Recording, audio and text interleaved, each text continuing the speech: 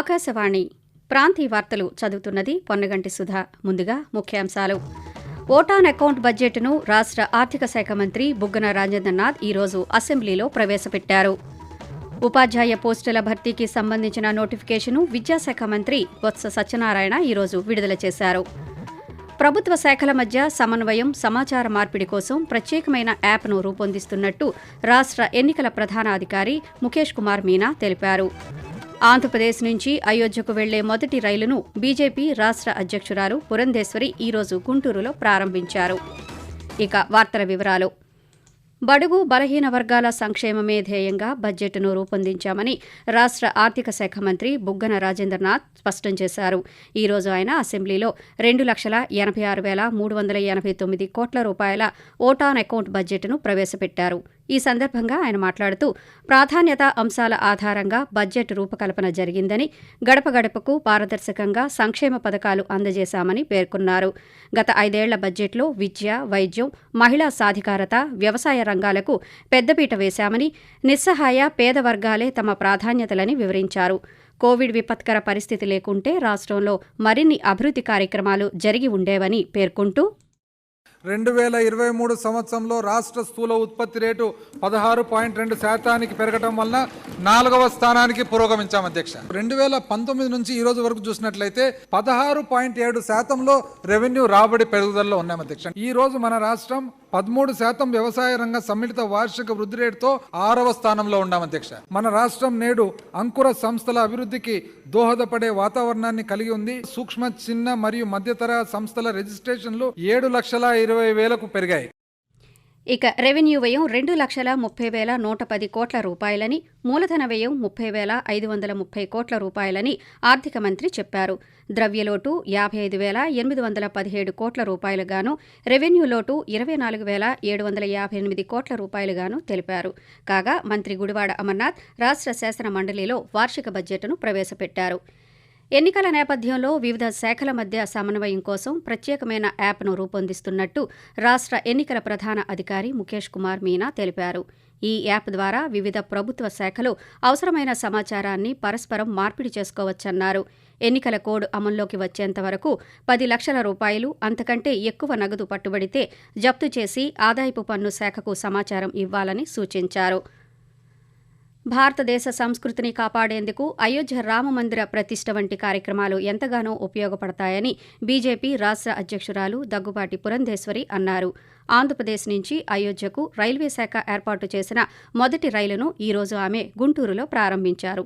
ఈ సందర్భంగా ఆమె మాట్లాడుతూ అయోధ్య రామమందిరంపై బీజేపీ ఇచ్చిన మాటను ప్రధానమంత్రి నరేంద్ర మోదీ నెరవేర్చి చూపారన్నారు. ఆంధ్రప్రదేశ్ నుంచి అయోధ్యకు రైలును ఏర్పాటు చేయడం పట్ల స్థానికులు హర్షం వ్యక్తం చేశారు. ఆకాశవాణి ప్రాంతీయ వార్తలు వింటున్నారు. ఉపాధ్యాయ పోస్టుల భర్తీకి సంబంధించి నోటిఫికేషన్ను విద్యాశాఖ మంత్రి బొత్స సత్యనారాయణ ఈరోజు విడుదల చేశారు. ఈ నెల 12 నుంచి 22 వరకు దరఖాస్తుల స్వీకరణ జరుగుతుందని, మార్చి 5వ తేదీ నుంచి హాల్ టికెట్లను అందజేస్తారని పేర్కొన్నారు. మార్చి 15 నుంచి 30 వరకు పరీక్షలు జరుగుతాయని, ఏప్రిల్ 7వ తేదీన ఫలితాలు ప్రకటిస్తారని మంత్రి వివరించారు. డిఎస్సిలో 2,299 స్కూల్ అసిస్టెంట్ పోస్టులు, 2,280 ఎస్జీటీ పోస్టులు, 1,264 టీజీటీ పోస్టులు, 215 పీజీటీ పోస్టులు ఉన్నాయని మంత్రి తెలియజేస్తూ ఏ ఒక్క క్లాస్ రూమ్ లోను కూడా ఏ ఒక్క టీచర్ లేడు అనే పరిస్థితి ఉండకూడదని ఆ నేపథ్యంలోనే ఇవాళ ఈ డిఎస్సిని కూడా ఇవాళ ప్రకటించడం జరిగింది. జూన్ కల్లా మీరందరికీ రిక్రూట్మెంట్ వాళ్ళందరికీ పోస్టింగ్ ఇచ్చి 0 వేకెన్సీస్ ఆ రోజుకు ఉండడానికి వీల్లేదనే సిస్టాన్ని తీసుకొస్తున్నాం. అన్ని రిటైర్మెంట్స్ కూడా ఇప్పటికప్పుడే దీన్ని పూరించుకుంటూ వెళ్లాలనేది ప్రభుత్వం తాలూకు విధానపరమైన ఆలోచన. యువతకు ఉపయుక్తంగా ఉండేలా జిల్లాలోని గ్రామ సచివాలయాల్లో అభిలాష గ్రంథాలయాలను నెలకొల్పామని పార్వతీపురం మన్యం జిల్లా కలెక్టర్ నిశాంత్ కుమార్ తెలిపారు. Civils, group 1, group 2, UPPSC, banking, JEE, NEET తదితర పరీక్షలకు అవసరమయ్యే పుస్తకాలను అందుబాటులో ఉంచామని, త్వరలో జిల్లాలో మరో 25 గ్రంథాలయాలను ఏర్పాటు చేస్తామని పేర్కొన్నారు. ప్రతి గ్రంథాలయంలోనూ 66 రకాల పుస్తకాలను 2 చొప్పున ఏర్పాటు చేసినట్టు కలెక్టర్ వివరించారు. రక్తపు నిల్వలు పెంచేందుకు యువత రక్తదాన శిబిరాల్లో స్వచ్ఛందంగా పాల్గొనాలని అల్లూరి సీతారామరాజు జిల్లా కలెక్టర్ సుమిత్ కుమార్ పిలుపునిచ్చారు. అరకు నియోజకవర్గం హుకుంపేట మండలంలో ఇండియన్ రెడ్ క్రాస్ సొసైటీ ఆధ్వర్యంలో జరిగిన మెగా రక్తదాన శిబిరాన్ని ఆయన సందర్శించారు. ఈ సందర్భంగా మాట్లాడుతూ గర్భిణులు, రక్తహీనత ఉన్న సికిల్ సెల్ ఎనీమియా రోగులకు అత్యవసర సమయాల్లో రక్తాన్ని అందించి వారి ప్రాణాలను కాపాడాలని సూచించారు.